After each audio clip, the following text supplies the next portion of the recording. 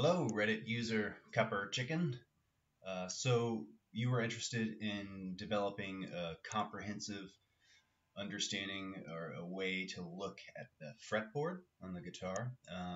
Specifically, what I was referencing in the post was being able to look at a single position and put together all of the chords and excuse me, the scales and the arpeggios in that one position. So this is like one position in the guitar neck. In this case, it's the second position. Or if you're thinking about it in terms of the caged system, it's E form, right? So in E form, I could play all of the chords in the key of G major, right? This is G major, and that would just be G major, A minor, B minor, C major, D7, E minor, and F sharp half diminished or F sharp minor 7 flat 5, and then back to G. Okay, and so the idea I was mentioning was to take each of those chords and build scales or modes off of each of those chords, and to practice that with the arpeggios as well. So before you do that, it's actually pretty critical that you have some system for using or for viewing this fretboard, right? So there's music theory, but there's also fretboard theory, and fretboard theory is really just developing a better understanding of what's going on the fretboard or the fingerboard.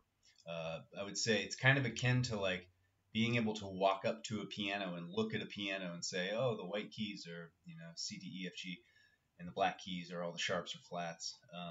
That's an easy thing to do. We walk up to the piano and we're like, bam, there it is. We can see all of these notes, But for instance, the E above middle C on a guitar, corrected for octaves, you can play it in the high E string, you can play it on the 5th fret, you can play it here on the 9th fret on the G string, you can play it on the 14th fret on the D string, right? You could play it on the 19th fret on the A string. You could play it as a harmonic on the low E string, right? So I have 6 places that I can play that single pitch that on piano is just one key.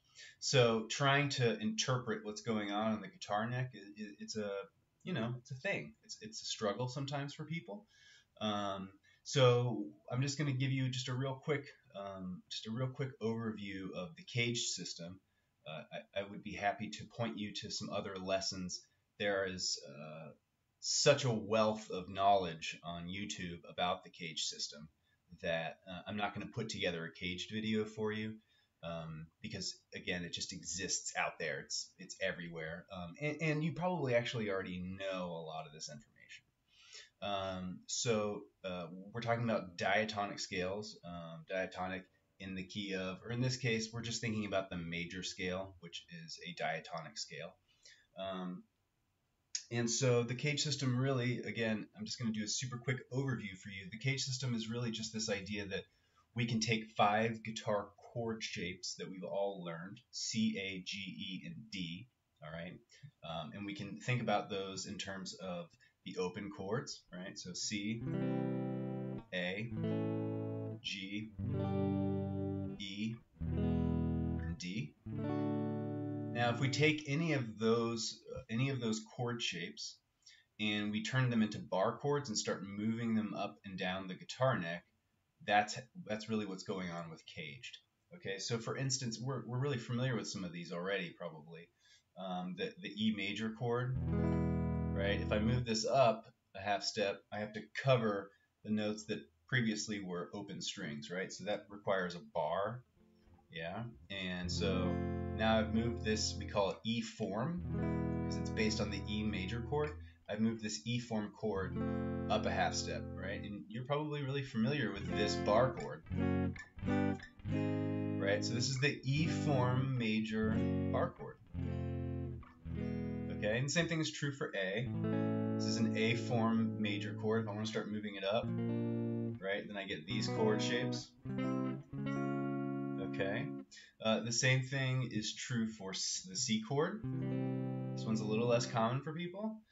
So if I'm going to move this up again, I need to cover that that open fret, right? So then when I start moving it up, I get this shape.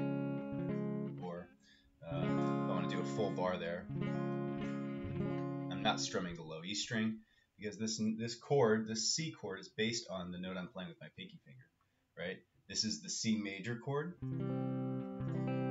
okay, and it's based on the note C, which I'm playing with my pinky finger.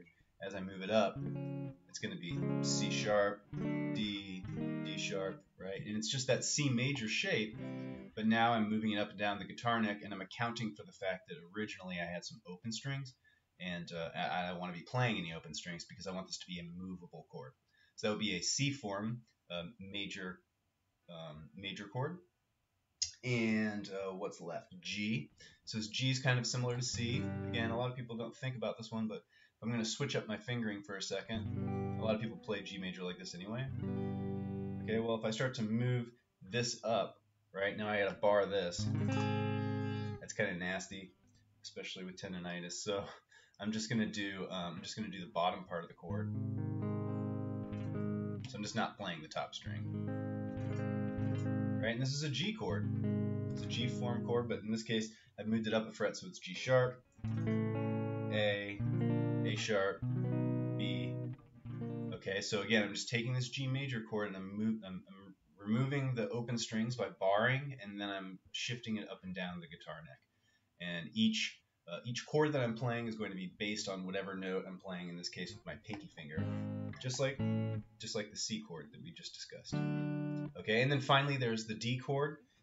And again, you know, people are pretty familiar playing the D chord like this, the open D chord, I should say. Right? We're going to change the fingerings to give ourselves an extra finger because we're playing this open string right now, the D string, because the D form chord is based on the D string. Right now, if I go up a half step, that's my D sharp chord. That's my E chord, if I can play it right. Right? It's my F chord. Yeah, something like that. Can't play that one right either. F sharp. You get the idea. So again, what I'm doing is I'm taking the 5 chords, C major, A major, G major, E major, and D major. I'm removing the open strings and replacing them with a bar, okay, in whatever way is comfortable for you. Again, this is not meant to be a comprehensive approach to the cage system. So there's, like I said, a million videos that are going to help you find that. And yeah, so that's kind of what's going on with caged. We take these 5 shapes. Now, the cool thing about caged is that they connect across the guitar neck linearly in the order of the word caged. All right, and so here's what that means. If I start with a C major chord, cool, well, this is my C form because it's based on the C chord. It's a C form, C major chord. Okay, now if I move up, I'm going to take the same root note, the same note I'm playing on the bottom, and I'm going to put my index finger in there. And now look, I have a C major A form chord, right? Because this looks like an A chord. Okay. Now if I want to move up again, what comes after A in the word caged? It's G. So I'm going to find my C down here because the G chord, as we know, is based on the bottom string. So here's another C chord, C major G form. Okay.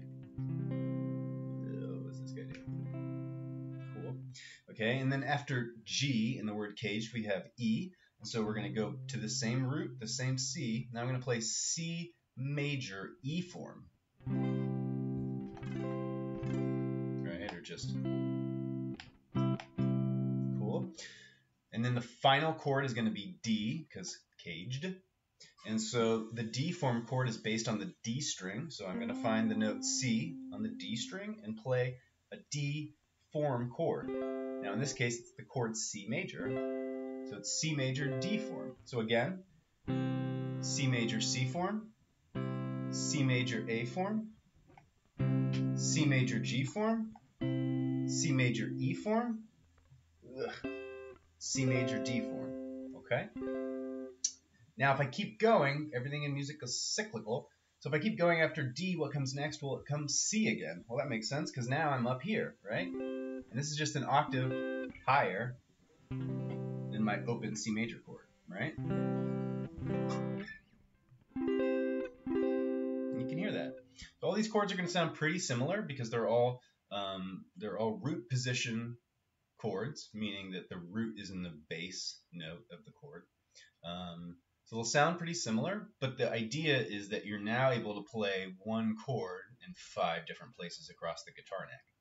So you're jamming or whatever, and you want to grab a chord real quick. You're like, oh, I want to play C major, but I'm all the way up here. What do I do? Oh, I could just play this one, right? Or I can play this one, right? Or I can even play this one. Those are all pretty close.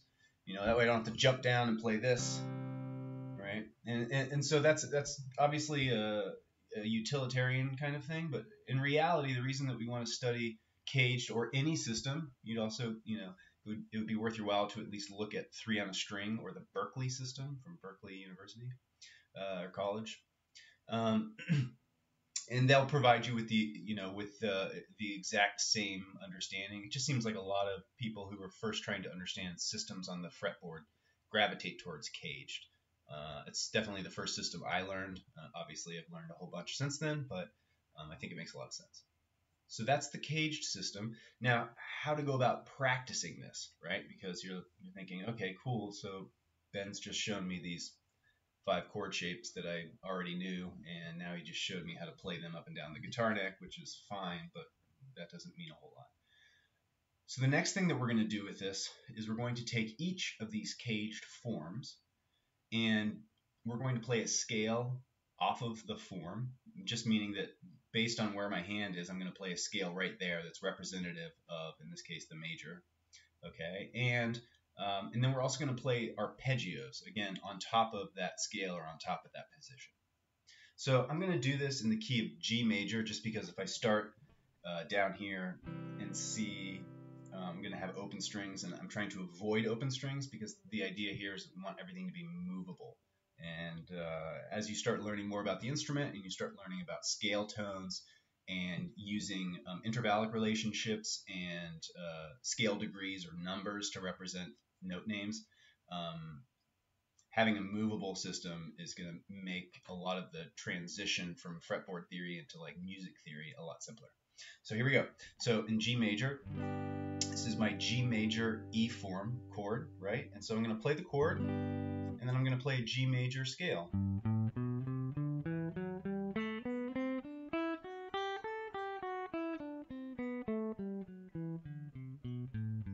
Okay, now if I was practicing this, I'd be using a metronome, and I'd be doing each scale 2 times, okay?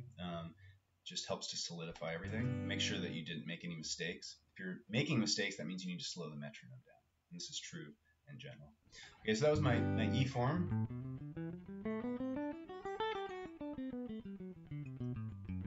G major chord and scale. And then I'm going to play the E form G major arpeggio. Yeah, that's not it.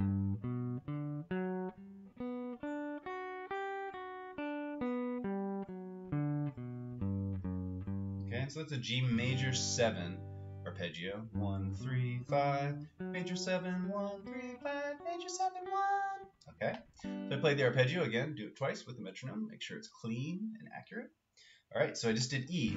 It's E form, I should say. So what's after E form in the word caged? C-A-G-E-D. Cool. So now I'm going to go up to the D form, which is based on my D string. Let's see, you can see a little bit more of this guitar neck. Okay, so I'm going up to the D form now. Okay, and this is, again, it's just a G major chord. All right, sound great together. So here's my D major chord, okay, and my D major chord, I'm going to, again, build a scale off of this chord. So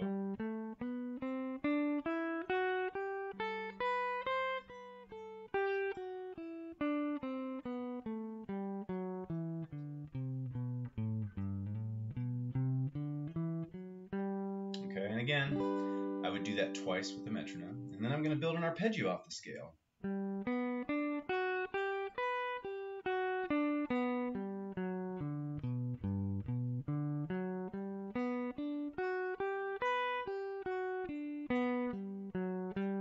Notice how I start and end each scale and each arpeggio on the same note. Super important, right? I want to get the sound of G major in my ear while I'm doing this. That was G major, D form, scale, and arpeggio and chord.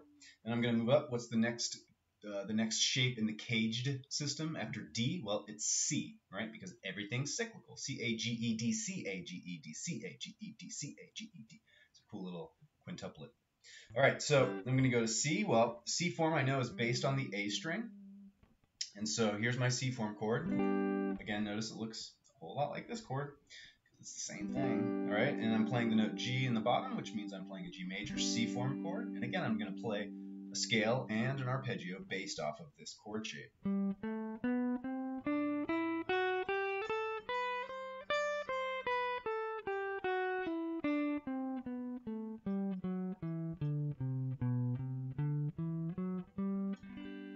Notice I keep reiterating that chord between everything I'm doing.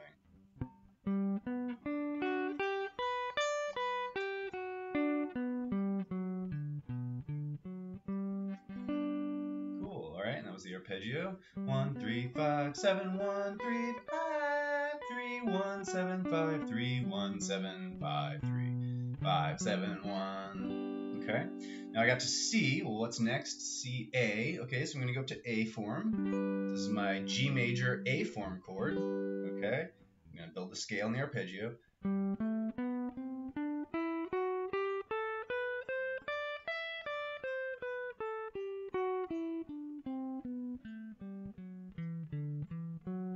Again, starting and ending on the same pitch. I'm going to do the arpeggio.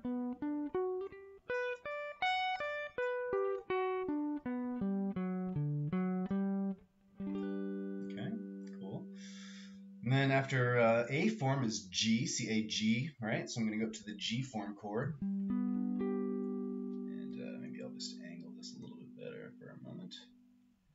All right, so here's my G form chord. Right? Looks like this. Just up an octave. And it's actually, going to be the last one because we started on E. But anyway, so I have my chord, and I'm going to build my scale.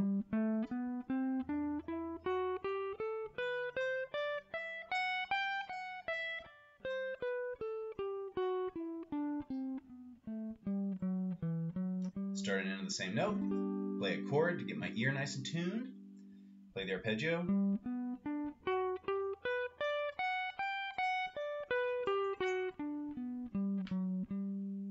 Okay. Now after G, I get back to E. Now, of course, you can keep cycling through this all the way into the end of the guitar neck if you want. There's nothing wrong with that, right? You could just do it up here too. Okay, and the thing about playing beyond the 12th fret, a lot of guitarists, especially guitarists that are kind of starting out, they tend to not play above the 12th fret because it's a little more difficult, and because the thought process, at least mine was when I was younger, was, oh, well, it's all the same stuff that's going on below the 12th fret, it's just an octave higher, so I don't really need to practice it. And then at some point when I realized my solos all fell apart when I started playing stuff that was really high, because I didn't have the technique together to play on these smaller frets, right?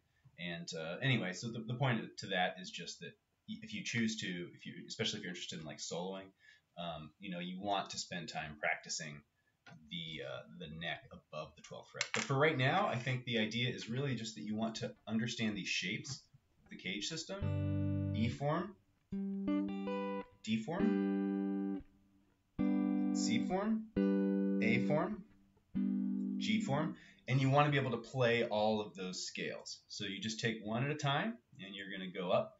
You can also go back down. I have a whole like system for cycling through the cycle of fourths or the cycle of fifths, moving up and down, doing every key with the same idea. But really what you want to be doing is you want to be practicing the chord to center your ear and to develop your chord shape and to really see like where you are on the neck. And then you want to play the scale 2 times, maybe play the chord again, that's what I always do, and then play the arpeggio 2 times and then play the chord again. And then move to the next form. And then you just do that through all of the caged forms, and then change keys. Okay, so I think you mentioned you're working on the cycle of fifths. So after G, you would do the key of D major, right? And D major would start here.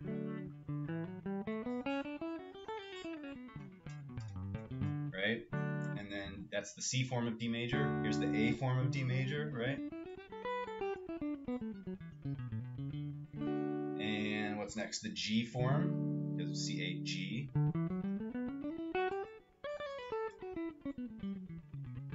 And then E form.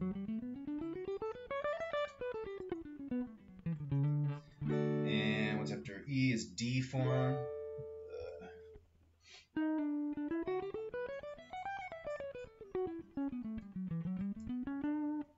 Okay.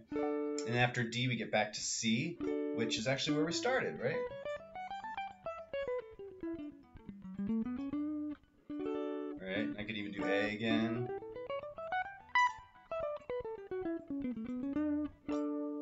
What would be next? G. Oh yeah, cool. So this starts on the 22nd fret.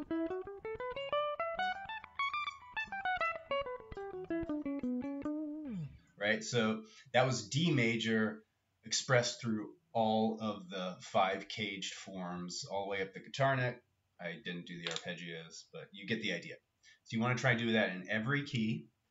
Start with keys that you play in the most frequently. If you're not comfortable with the cycle of fifths and the cycle of fourths, do it in the key of E major, do it in the key of A major, G major, C major, D major, B major, F sharp major. I don't know. It depends on what kinds of tunes you're playing, but in general, start with stuff that you feel a little more confident with, and then you're going to build from there.